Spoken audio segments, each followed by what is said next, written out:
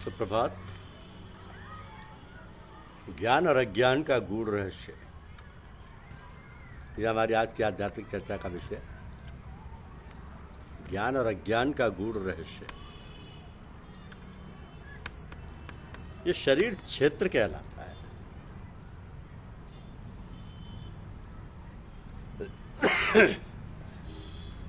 इस संपूर्ण क्षेत्र में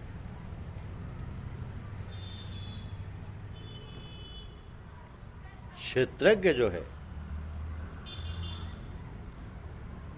वो शरीर को जानने वाला है।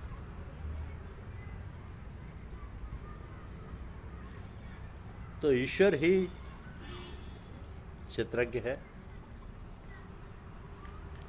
वही ज्ञान है।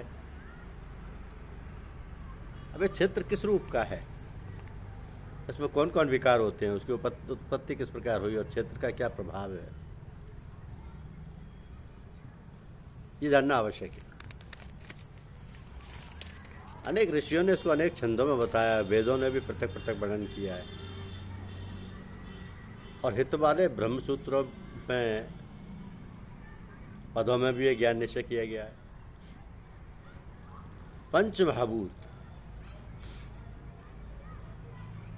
पंचमहाभूत के अर्थ है अहंकार, बुद्धि, अव्यक्त प्रकृति, दसों इंद्रियां, मन तथा पांचों इंद्रियों के विषय तथा इच्छा, द्वेष, सुख दुख, संघात, चेतना, धृति और इनके समूह। तो संक्षेप में क्षेत्र और क्षेत्रज्ञ के यही विकार हैं। मान और पाखंड से रहित अहिंसा, सहनशीलता, सरलता, गुरु की सेवा, पवित्रता, अपने मन का संयम, इंद्रियों के विषय में विरक्त, अहंकार रहित और जन्म, मृत्यु, बुढ़ापा, रोग, दुख आदि दोषों को देखना, पुत्र, स्त्री, गृह इत्यादि में आसक्ति न करना और इसमें अपने को सुखी दुखी न मानना और इष्ट अनिष्ट की प्राप्ति में हर्ष विवाद रहित रहना, अनन्य भाव से ईश्वर की भक्ति करना, एकांत में रहना, जनसमूह में रहने से विराग, सदा अनुस्मरण रहना कि मैं परम पिता परमात्मा का ही अंश हूँ। ज्ञान प्राप्ति के उद्देश्य से मोक्ष को सर्वश्रेष्ठ मानना, इसे ही ज्ञान कहते हैं। इससे जो भिन्न है वो अज्ञान। तो जब ज्ञेय का स्वरूप ही वर्णन करते हैं, जिनको जानकर मनुष्य को मोक्ष प्राप्त होता है, वो आदि रहित बड़ों से बड़ा का कथनीय होने से सत्य ही कहा जाता है और ना असत्य ही कहा जाता है।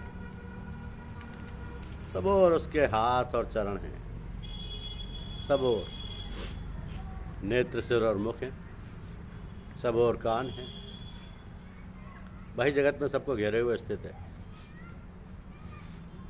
सब इंद्रियों के गुणों का प्रकाश है, पर उनका कोई इंद्रिय नहीं, जिसको किसी से आसक्ति नहीं है, वह पर जो सबका आधार है, जो स्वयं निर्गुण होने पर भी गुणों को भोगता है, जो सब भूतों के बाहर भीतर है तो भी चर अचर है, तो अत्यंत सूक्ष्म होने के कारण जाना नहीं जाता, जो दूर भी और निकट भी, जिसके विभाग नहीं होते और जो भिन्न भिन्न भागों में विभक्त रहता है, समान रहता है। समस्त भूतों का पालन, नाश और उत्पन्न करने वाला वही ये है।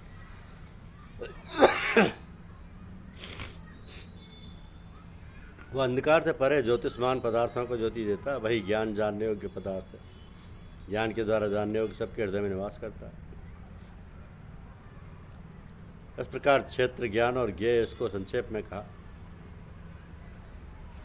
इसे जानकर ईश्वर का भक्त उसके पद के योग्य होता है, क्योंकि प्रकृति और पुरुष दोनों ही अनादि हैं। विकारों और गुणों की उत्पत्ति प्रकृति से हुई है। कार्य और कारण को प्रकृति उत्पन्न करती है। पुरुष तो सुख और दुखों का भोगता है। प्रकृति में पुरुष रहता है, प्रकृति के गुणों का उपभोग करता है, तदनुसार उत्तम तथा अधम योनि में जन्म लेता है। इस देह में उसे उपद्रष्टा, अनुमंता, भर्ता, भोक्ता, महेश्वर, परमात्मा और परम पुरुष कहते हैं। तो इस प्रकार के गुणों के साथ प्रकृति और पुरुष को जो जानता है, उसका रहन सहन चाहे जैसा हो, पुनः जन्म नहीं होता। कोई ध्यान से, कोई सांख्य योग से और कोई कर्मयोग के द्वारा अपने को आत्मा में देखते हैं। परंतु कोई तो इस प्रकार से ना जानते हुए भी दूसरों से सुनकर ध्यान करते हैं और श्रद्धा से सुनकर वे भी मृत्यु के पार चले जाते हैं।